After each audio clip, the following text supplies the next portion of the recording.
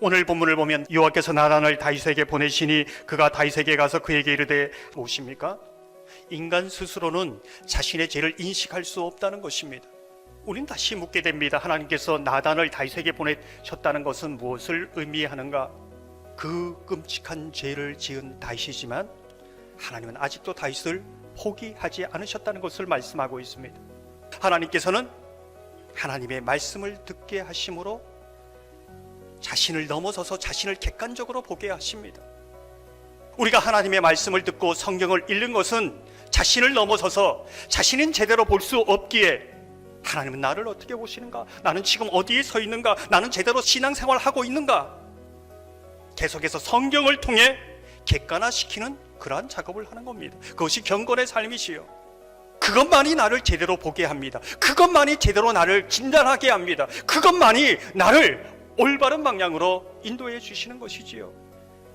이렇게 성경을 통하여 객관화되었을 때 따라오는 것이, 이제는 성경의 말씀이 누군가의 인물이 나의 사건으로, 나의 말씀으로, 나의 삶으로 다가오는 것이지요. 그것을 우리는 주님의 음성으로 듣게 됩니다. 나단이 다윗에게 하나의 이야기를 들려줍니다. 자신의 죄가 무엇인지 모르니 객관화시키는 겁니다. 부자가 수백 마리의 양을 가지고 있습니다. 손님이 왔는데 그 중에 양으로 대접하기가 아깝습니다. 그래서 한 마리밖에 없는 이웃의 가난한 집에 양을 가지고 와서 대접합니다. 이 얘기를 듣던 다윗이 뭐라고 얘기합니까? 분노합니다. 죽일 놈이라고 합니다. 마땅히 죽어야 한다고 말씀하고 있습니다. 자신이 그 부자인지 알지 못하는 것이지요. 객관화시켰을 때 얼마나 냉정하고 얼마나 이성적인지를 보여줍니다. 그 이야기를 듣던 나단은 다윗을 향하여 이렇게 말합니다. 당신이 그 사람이다. 이제 그 말씀이 다른 누군가가 아니라 내게 하시는 말씀으로 깨달아졌을 때 내 사건이 되고 내게 주시는 하나님의 말씀으로 받아들여질 때에 거기에 꼬꾸라지는 겁니다. 우리가 왜 이 하나님의 말씀을 붙들고 살아야 하는가를 말씀해 주고 있는 것이지요. 오늘 13절을 보면 이렇게 말씀합니다.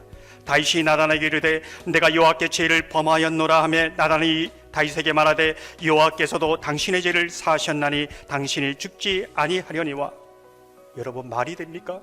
다윗이 간음죄, 살인죄, 이 죄를 어떻게 용서해 준다고 할 수 있겠습니까? 이 죄가 완전히 씻겨지고 없어졌다고 말할 수 있겠습니까? 그런데 하나님께서 말씀하십니다. 그 죄가 옮겨졌다. 그 죄를 지옥의 구덩이에 던져버렸다. 더 이상 너는 죄인이 아니다. 이 말씀을 하실 수 있는 분은 예수님밖에 없습니다. 예수님만이 이 죄를 용서할 수 있는 권세를 가신 주인이 되시기 때문에 그렇지요. 나단이 다윗을 향하여 너희 죄가 이제 모두 사해졌다 이렇게 말씀하지만 바로 뒤따라오는 것이 심판의 말씀입니다. 10절 11절을 보면 이렇게 말씀합니다. 이제 내가 나를 업신여기고 햇사람 우리아의 아내를 빼앗아 내 아내로 삼았은즉 칼이 내 집에서 영원토록 떠나지 아니하리라 하셨고 여호와께서 또한 이와 같이 이르시기를 보라 내가 너와 내 집에 재앙을 일으키고 내가 눈앞에서 내 아내를 빼앗아 내 이웃들에게 주리니 그 사람들이 내 아내들과 더불어 백주에 동침하니라. 이것은 무엇을 말해줍니까? 하나님의 용서와 인간의 죄에 대한 책임성을 이야기하고 있습니다. 한 사람의 죄의 영향력이 얼마나 무거운가를 보여주고 있는 것이지요. 우리가 누군가에게 사기쳐서 1억을 손에 입혔습니다. 하나님 앞에 회개할 때 하나님 용서해 주시지요. 그러나 그것이 끝나는 것이 아니라 그 손해를 끼친 1억에 대해서 보상해 주는 것, 거기까지 하나님의 해결하는 것을 말해주고 있는 것이지요. 이게 진정한 해결하는 겁니다.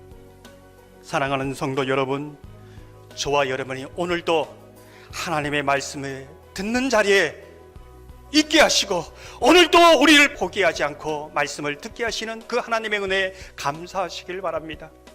예배당뿐만 아니라 여러분의 삶의 현장에서 매일 하나님의 말씀을 통해서 내가 어떤 상태인지, 어디에 서 있는지, 제대로 가고 있는지, 제대로 된 신앙이 있는지, 주님이 나를 부르실 때 그 구원의 준비가 되어 있는지 하나님의 말씀이 제대로 보는 거울이 되기를 소망합니다.